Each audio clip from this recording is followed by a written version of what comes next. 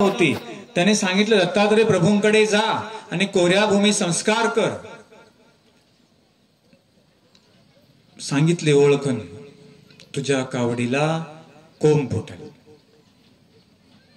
आणि मग हा आता परिभ्रमण करत करत आपल्या वडिलांना घेतलेलं आहे. अंतिम संस्कार करण्यासाठी परशुराम कावडीमध्ये बसून माहूर परिसरामध्ये आलेला आहे. 3 भेटी झाल्या. त्यांनी सांगितलं आम्ही दत्तात्रय प्रभू, पण ते म्हटले तुम्ही दत्तात्रय प्रभू नाही.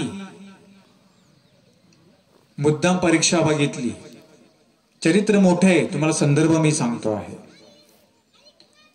आणि मग एक दिवस काय झालं की एक वेळेला इकडून दत्तात्रय प्रभू मातंग विश्वामध्ये चाललेले होते, तिकडून कार्तवीर्य राजा समोरून परशुराम समोरून येऊ लागले.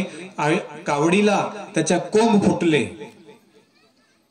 आणि मग तो म्हणतो की तुम्ही दत्तात्रय प्रभू. त्याने कावड खाली ठेवली, दत्तात्रय प्रभूंना वाकून दंडवत केला.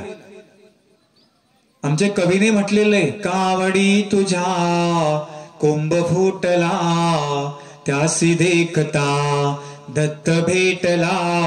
खांदी कावडी दत्त चिंतना, हे दयानिधे श्री कृपा घना. हे दयानिधे श्री कृपा घना. स्तोत्रामध्ये ही ओवी आलेली आहे. दत्तात्रय प्रभूंचं एक स्तोत्र आहे आमच्या पारायणामध्ये. दत्तात्रय प्रभूने किती वेश धारण केले आणि कुणाकुणाला भेट दिली, त्या स्तोत्रामध्ये त्या काव्याची बांधणी केलेली आहे. म्हणून सांगतो की एक सुद्धा पारायण दररोज करत जा. पारायण म्हणजे काय असतं बरं? देवाची केलेली स्तुती असते. ठीक आहे, आमच्या काही बाया शिकल्या नाही बिचाऱ्या, त्यांनी स्मरण सेवा केली तरी चालेल. पण जे शिकलेले आहेत त्यांनी स्तोत्राचं पठण केलं पाहिजे. पठणामध्ये जी ताकद आहे कुठली?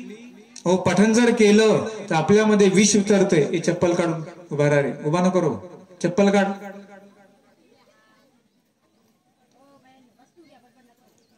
पठणामध्ये एवढी ताकद आहे, त्याने विष सुद्धा उतरतं.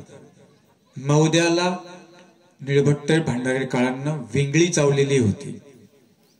चावली होती की नाही? तर भट्टोबासांनी स्तुती केलेली आहे.